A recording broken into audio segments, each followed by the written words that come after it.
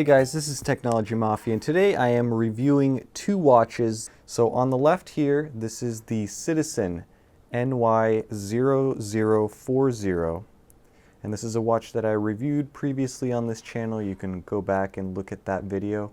Next to it is the new watch, and this is the Orient Blu-ray 2. So just to give you an idea what they look like. So I'll start out by describing the movements on each of these. So the Citizen Automatic has the Miyota 8203A movement. Now this watch was introduced in 1997, and it is one of the only Citizen watches that is mechanical and that is still in production. By mechanical I mean an automatic watch that is still in production. So it's very unique.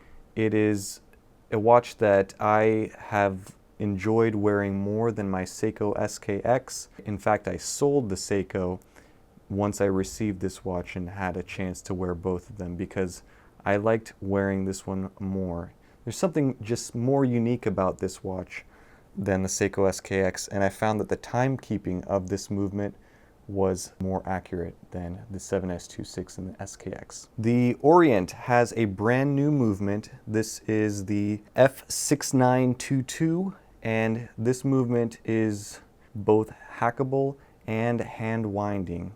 If you unscrew the crown, if you pull it out, you can see that the second hand stops, push it back in, it continues going, and here's the hand winding. You could hear it there, very mechanical. Screw down crown at the 3 o'clock position. It's a little stiff to screw in, but you get used to it. The Citizen has a 43-hour power reserve. The Orient has a 48-hour power reserve.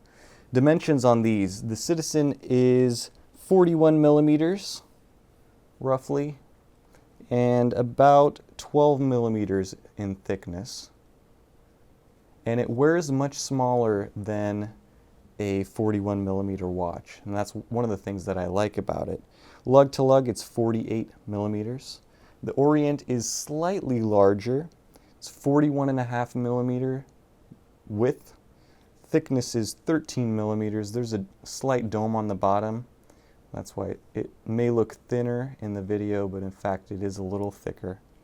And lug to lug, it is 47 millimeters. So a little shorter, in fact. But looking at them side by side, I'd have to say that the Citizen looks like it has the shorter lug length. I don't have a set of calipers, so I cannot verify for myself. So the Miyota movement in the Citizen is more proven because it has been around for a longer period of time. It is not as advanced, it's not as new. It does not hack, however it does hand wind. So if we unscrew the crown, in fact it's out already, you can wind the watch. And because it's at the 8 o'clock position, this is how I will typically wind it with my right hand, and then you could screw it back in by pushing it in. There you go. Look at the detail in the dial, the way that the lume has a slight green tint. The bezel is 60 click. It's pretty stiff, but it lines up perfectly. You look at the chapter ring, everything lines up. I mean, it's just a well done watch. The top part of the bezel is polished, or excuse me, brushed. And the bottom part of the case is polished. So you kind of have that two-tone thing going on. The back of the date, you can't see right now, is blacked out. Just very clean looking. So the Orient, on the other hand, has a new movement. However, it has all of the features that you would ever want in a mechanical watch. The dial on this watch is simply beautiful. If you look at the blue, it's a blue sunburst dial, and it really does come to life outside. It looks a lot better than it does through the camera lens here right now. The bezel is also new because this is the Orient Ray 2, not the 1. You notice that there is no date pusher here at the 2 o'clock position. And the bezel, as I mentioned, is 120 click. So it rotates well. It is not as easy to grip because you could see that the bezel is very thin. Look at that edge. It's almost like a coin edge bezel versus the kind of larger ridge grip that you get with the Citizen. Both of these watches have hardened mineral crystals, and I haven't had any issues with scratching on either one of them. The lume on both of these watches I will show you right now. You notice that the tone, the colors are a little different on the Orient. Both are very visible, and both lumes seem to last for a decent amount of time. Now both of these watches are around the same price.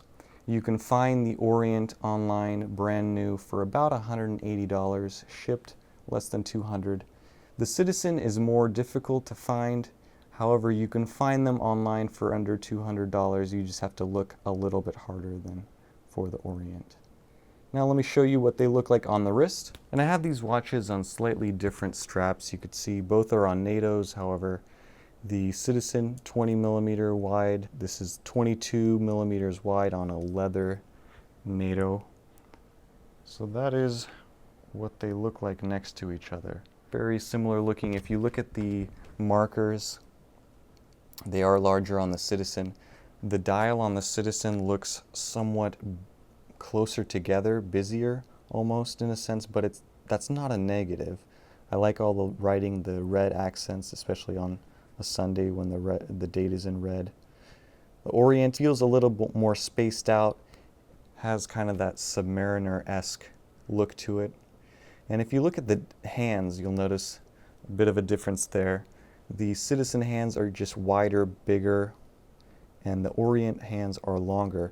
The Orient is easier to read. However, the Citizen is more interesting to look at. So that's what they look like profile. So both great watches. At the end of the day, if I had to get rid of one and only had the choice of keeping one of them, I have to go with the Citizen. It's just the one that is more unique, is one that kind of tugs on the emotional side of you more than the Orient. Orient's a great watch, beautiful watch. However, there's something more unique about the Citizen that makes me choose it over the Orient. As far as accuracy, the Citizen has been the most accurate automatic watch I've owned. The Orient is a newer movement, and I've only had this watch for about a week. However, I can tell you that it is more accurate than the Seiko Sarb that I own, and definitely more accurate than any 7S26 Seiko that I've ever owned. So no complaints yet, but I've yet to figure out how accurate this movement is in comparison to the Citizen. So that is it. That is my comparison of these two watches. Hopefully you guys enjoyed the video. If you did, please hit that like button. Stay tuned for future videos, and maybe one day I'll just show you my entire watch collection, which is growing at a steady pace. Thank you, and I hope you have a great day. Bye-bye.